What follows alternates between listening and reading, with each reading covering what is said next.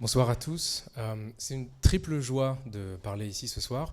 La première parce que je l'ai déjà fait, donc ça veut dire que je ne peux pas faire encore la même chose. Donc ça veut dire qu'il faut que je cherche quelque chose de nouveau. La deuxième, c'est parce que j'ai l'occasion de montrer mon attachement au projet de Switch Collective, que je trouve est un très beau projet. Et le troisième, c'est parce que le moment de parler le soir, quand la lumière baisse sur les verrières, c'est un truc absolument magnifique. Euh, on m'avait chargé de la tâche absolument extraordinaire de vous donner en 15 minutes une perspective socio-historique de l'histoire des transformations du consulting. Et j'ai bien évidemment décidé de parler de tout à fait autre chose. Donc le titre auquel vous avez été sensibilisé n'est pas le titre de cette introduction. Et nous allons parler de toute autre chose. On va parler de pop culture américaine, de séries télévisuelles. On va parler de peinture classique, grosso modo. Et on va voir comment est-ce que tout ça va pouvoir nous donner une espèce de panorama de ce que j'ai essayé d'appeler, toujours un titre énigmatique, hein, vous savez, c'est les sociologues qui ont fait ça, ce que sont que les ironies de la délégation. Voilà. Et pour vous parler des ironies de la délégation, je vais vous dire juste un tout petit mot sur qui je suis, pour que vous compreniez quelle est la perspective par laquelle j'en parle. Je fais partie de cette communauté qui rétrécit, qui disparaîtra malheureusement non pas à cause d'un météore, mais probablement par sa belle mort, qui sont les sociologues. Les sociologues qui sont ces gens absolument ennuyeux, fondamentalement, et aussi très beaux d'esprit, dont l'obnubilation est de comprendre ce qu'est le lien social. C'est-à-dire pourquoi ça colle, pourquoi ça s'agrège, pourquoi ça fait qu'il y a communauté à un moment donné. Et lorsque je vous disais tout à l'heure que je suis venu un petit peu avant, je voudrais rattraper très rapidement le temps perdu pour ceux d'entre vous qui n'avaient pas pu regarder soit la vidéo que nous avions faite ensemble, soit qui avaient pu assister à la première présentation. Lors du deuxième épisode de la première saison, lors du premier épisode de la première saison de Switch Collective, les sociologues étaient venus vous présenter tout un tas de faits sociologiques qui étaient absolument désarçonnants et qui vous donnaient une perspective sur le monde magnifique que je vais résumer 1h40 en 34 secondes. Premier fait sociologique, les observateurs appellent ça l'accélération du social, on ne sait pas trop ce que ça veut dire, mais c'est ce sentiment que vous avez lorsque vous sortez de chez vous du fait qu'il y a eu plus de transformations dans le monde dans lequel vous vivez dans les 30, 25, 30 dernières années que dans les 100 années qui les ont précédées. D'où viennent ces transformations? Elles viennent du fait simplement que deux grandes forces, deux grandes conceptions du temps rentrent en contact très fortement l'une avec l'autre. La première, la conception du progrès. Va-t-on véritablement vivre et évoluer dans un monde où demain, la promesse que tout ira mieux sera remplie? Est-ce que le report de jouissance qu'on vous a demandé de faire pour arriver à cet état de justesse qui sera qui le mariage parfait, qui les lendemains qui chantent du marxisme, est-ce que cette promesse sera tenue? Donc ça, c'est la mentalité du progrès. Et puis à côté de ça, il y a ce que nous vivons et l'expérience que nous faisons dans la vie quotidienne, qui est ce désir de vie, ce report qui n'est pas fait, cette volonté de tout de suite, maintenant, vivre, cette volonté de croquer la vie, le coup tendu de la vie. Donc lorsque ces deux conceptions fondamentales, la première étant héritée de toute la construction de la modernité du XVIIIe siècle, et la deuxième étant celle de notre vie, rentrent l'une en forte collision avec l'autre, il se produit un truc très complexe, c'est-à-dire qu'il y a un imaginaire qui est là, qui est chahuté par la manière par laquelle on vit. Il y a un observateur du social, qui est un anthropologue, qui donne cette phrase extraordinaire, qui fait exactement la taille d'un tweet, je pense. C'est que nous rentrons dans une zone de haute pression imaginaire. C'est-à-dire que plusieurs conceptions du temps rentrent en collision l'une avec l'autre et on ne sait pas quoi faire. On ne sait pas comment est-ce que ça va transformer le monde dans lequel on vit. Alors, cette zone de haute pression imaginaire a pour résultat d'avoir transformé l'ensemble des productions culturelles qui sont les nôtres. La question de l'espace, la question de la production, la question de l'éducation, la question de l'identité, qui je suis, est-ce que je suis une personne ou plusieurs personnes, la question de l'économie, la question du travail, qui était une valeur différenciante, devient aujourd'hui une valeur accessoire, etc., etc. Et l'une de ces valeurs, qui pour moi est fondamentale, c'est la question de l'éducation. Comment être capable d'accepter aujourd'hui que quelqu'un vienne vous donner quelque chose alors qu'il n'est pas nécessairement la personne la plus sachante dans le groupe dans lequel vous êtes, puisqu'il a, comme vous, un téléphone portable et est capable d'accéder à l'information. Qu'est-ce qu'on enseigne lorsqu'on n'enseigne plus la question de l'information? Si je le dis en langage un peu sociaux, on passe de cette loi des pairs à ERES, j'emprunte ce jeu de mots à mon maître, loi des pairs, PAIRS, c'est-à-dire une verticalité de quelqu'un qui va vous donner la sagesse, à une horizontalité qui va nous permettre de la traduire, à cette vieille, disons, manière d'enseigner qui est l'opposition entre la pédagogie et l'initiation. En se souvenant bien que même dans l'étymologie de la pédagogie, il y a quelque chose qui est de l'ordre de la violence pédagogie. Un pédagogo, c'est le voyage de l'enfant. Donc il y a une verticalité. C'est le maître qui va t'enseigner. Et donc tu l'écoutes parce qu'il possède, et je reviendrai à ce mot un peu qui me tarabusque, une autorité. Et c'est parce qu'il est dépositaire de cette autorité que je dis et donc tu fais. C'est ça la pédagogie. À côté de ça, on a des logiques aujourd'hui qui sont les logiques par lesquelles les entreprises essayent de transformer leur mode de travail, qui sont des logiques de l'initiation. Comment est-ce qu'on va enseigner quelque chose à quelqu'un en le menant le long du chemin? Qu'est-ce que c'est, si je vous donne le premier grand moment d'initiation auquel nous pensons aujourd'hui? C'est la manière par laquelle les Grecs ont structuré tous les conseils venant de l'extérieur du pouvoir politique par cette belle figure qui est la Pythie de Delphes. Alors là où les Pythies qui sont remplacées, un petit peu quand les anciennes Pythies meurent, on va en chercher une autre, et ces Pythies, que font-elles? Elles viennent passer des oracles. En réalité, elles viennent passer des conseils. Et ces conseils sont écoutés dans une certaine mesure, ils sont interprétés, conseils fumeux, conseils oraculaires, conseils de nature oraculaire, sont interprétés et ils donnent vie politiquement à la manière par laquelle va se constituer la décision politique par derrière. Dans les califats, vous avez cette autre figure du conseiller fondamental qui va être le vizir, qui est l'ami, qui est aussi le conseiller diplomatique, qui est aussi le conseiller de guerre. Si je prends quelque chose de plus proche de nous et qui est une figure que chacun connaît, une figure du conseil qui va enseigner tout en restant à distance, l'ami et le conseil, c'est le consigliere, c'est-à-dire cette figure proche du pouvoir, mais qui n'est pas le pouvoir en lui-même.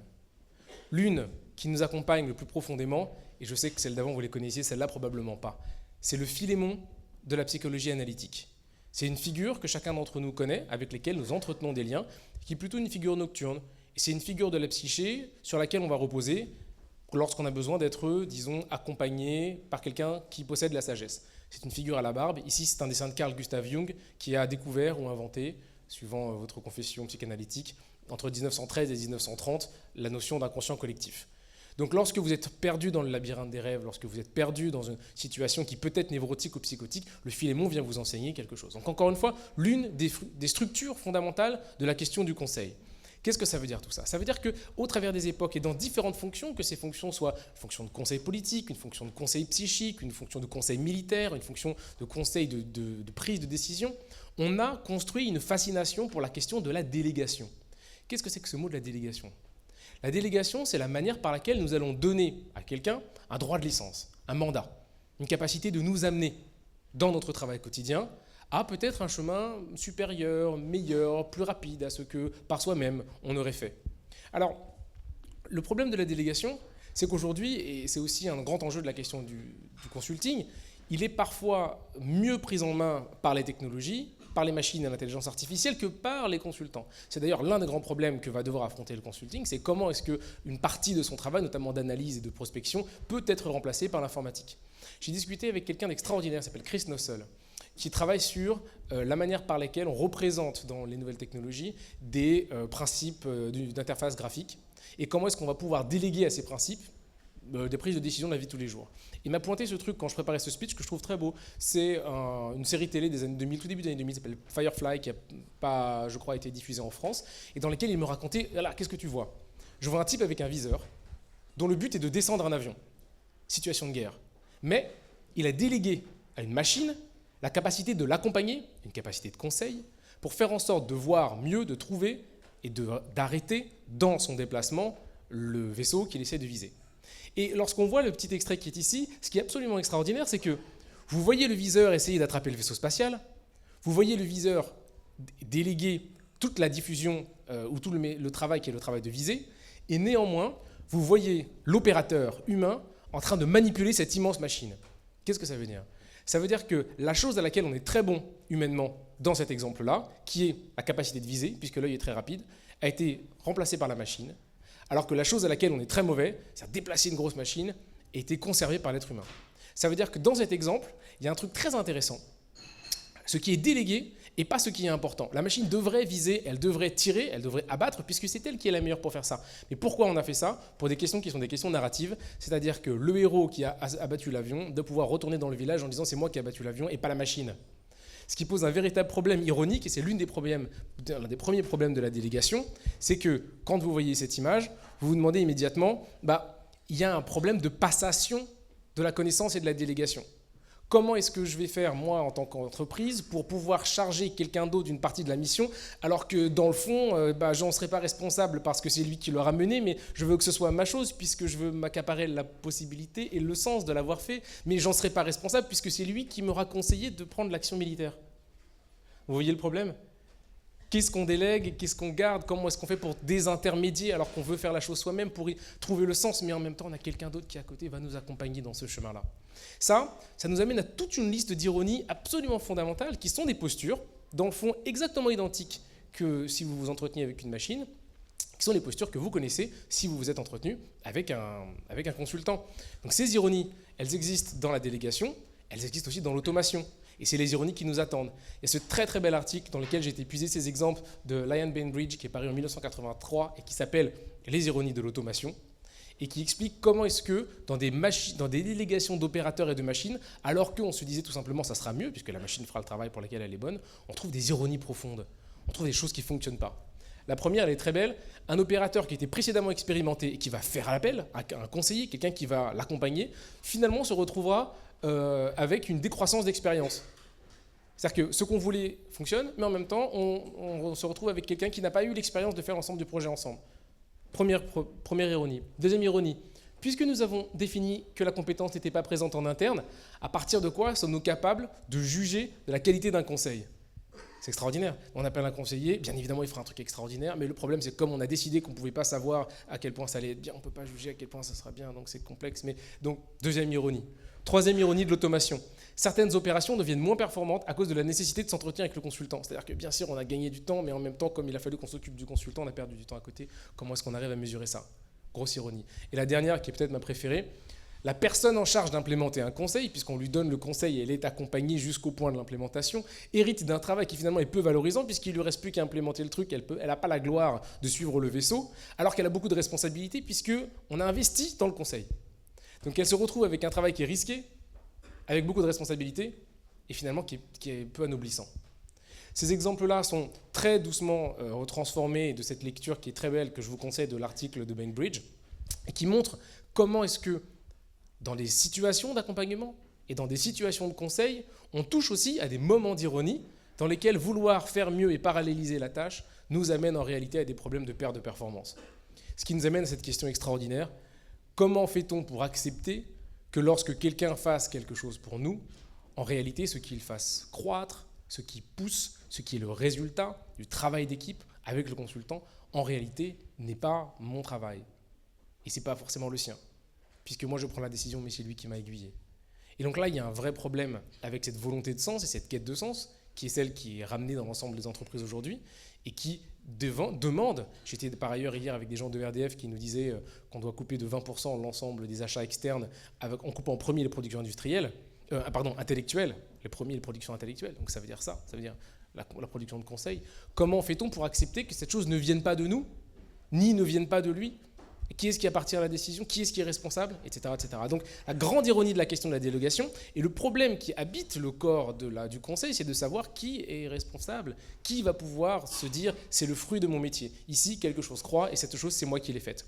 Si je le dis en un mot et un petit peu rapidement, la question du conseil, c'est la très lente évolution d'un principe plusieurs fois millénaire et très bénéfique à l'homme, qui est celui de l'accompagnement et donc de permettre à quelqu'un, par la main, d'aller quelque part où il n'aurait pas pu aller. Mais, historiquement, et Laetitia vous en parlera dans un instant, lorsque vous construisez les structures de conseil dos à dos aux structures industrielles, notamment économiques et financières, dont tout le principe est la performance, vous décrassez de la question du conseil toute la dimension de l'amicalité, toute la dimension du compagnonnage, toute la dimension du guide. Donc vous parvenez à un mode du conseil dans lequel vous n'avez ni le conciliéré, ni le vizir, ni la pitié, mais quelqu'un qui va de manière transitionnelle vous accompagner dans vos transformations, sans pour autant se souvenir que cette dimension du compagnonnage est fondamentale. Et donc le problème qui est celui qui est posé aujourd'hui, c'est comment revenir à un mode de compagnonnage, un mode d'accompagnement qui sera celui du consulting, dans lequel l'amicalité, le fait d'aller avec cette dimension de l'initiation, de passation de connaissances, sera plus importante que cette dimension de pédagogie dans laquelle il y a une véritable verticalité. Et j'en finis là. La raison pour laquelle, en travaillant sur ce que je voulais vous dire hier soir, on échangeait avec Laetitia, et j'ai choisi cette illustration qui est une très belle illustration d'une illustratrice qui s'appelle Hélène Builly, et qui est une illustration qu'elle avait faite pour un beau numéro des Cahiers de l'Imaginaire qui s'appelait L'amour. Et la décision pour laquelle j'avais décidé de mettre ça, l'amour. Pourquoi l'amour ? Parce que ce matin, je donnais une conférence sur l'amour, et ce soir, je donnais une conférence sur le conseil. Et j'ai mis sur Facebook, ne pas se tromper dans les petits papiers. Ne pas parler de l'un et parler de l'autre. Et en réalité, tout le monde m'a dit, mais c'est la même chose. Tu as vu sur le fil ? Mais c'est la même chose en fait. Et avec les bonnes rencontres, et tu m'as dit ça Laetitia, avec les bonnes rencontres viennent, etc., la valeur. Donc je me suis rendu compte qu'il y avait cette relation, le mot est un peu ancien, dans son sens ancien, de sympathie. C'est-à-dire qu'il y a un aller avec, il y a un pathos, il y a un sum pathos. C'est-à-dire qu'il y a un amour de la collaboration, de l'avec, de l'entrain collectif. Il y a un amour et une sympathie qui doit et qui, historiquement, a été le terreau par lequel s'est construit le Conseil. Et qui, pour des raisons qui sont les raisons du développement industriel dont on a parlé ensemble il y a quelques mois, a pu se retrouver asséché. L'inertie de la culture fait que nous ne sommes plus capables de voir à l'intérieur des structures de conseil, des structures d'accompagnement et des structures d'amicalité, mais des structures de transformation et de performance. La seule idée, peut-être, que je voudrais ramener ici, c'est que si nous écoutons les structures de conseil, et si nous continuerons à écouter ces structures de conseil dont nous avons structurellement besoin, puisqu'elles ont toujours été à côté de nous sur diverses formes, anthropologiquement, c'est parce qu'il y a cette question de l'autorité. Nous devons reconnaître en eux la capacité de dire quelque chose que nous ne savons pas. Aller voir une structure de conseil, c'est savoir qu'une compétence n'existe pas en interne et vouloir retrouver chez quelqu'un cette capacité de nous guider, de nous prendre par la main. Et je vous fais penser à ce mot, qui est le mot d'autorité que j'ai mentionné tout à l'heure. Quand on dit autorité, encore aujourd'hui, on voit capacité de faire, capacité de transformer. Cette personne m'a dit ça, alors je le fais. Et en réalité, ce n'est pas exactement ça. L'autorité Aogéré, de la famille d'Aogéré, les augures, les choses qui viennent et qui vont se produire. L'autorité, ce n'est rien d'autre qu'une chose très simple, c'est la capacité de faire croître, au sens presque jardinier du terme, avec une dimension qui est une dimension affective et une dimension d'accompagnement. Et c'est la raison pour laquelle j'ai pris cette illustration. Il me semble que la différence entre toute la question du conseil, l'accompagnement, le compagnonnage, le guide et la question de l'amour ne sont pas si loin dans le fond l'une de l'autre, à partir du moment où l'on est capable de se débarrasser de ce vieux fond qui est le fond de la modernité, dans lequel l'autorité est une force de contrainte et non pas dans lequel l'autorité est une manière de faire croître. J'ai fait exactement le temps. Aurélie, Laetitia, je te l'avais dit, je te passe la parole et je vous remercie.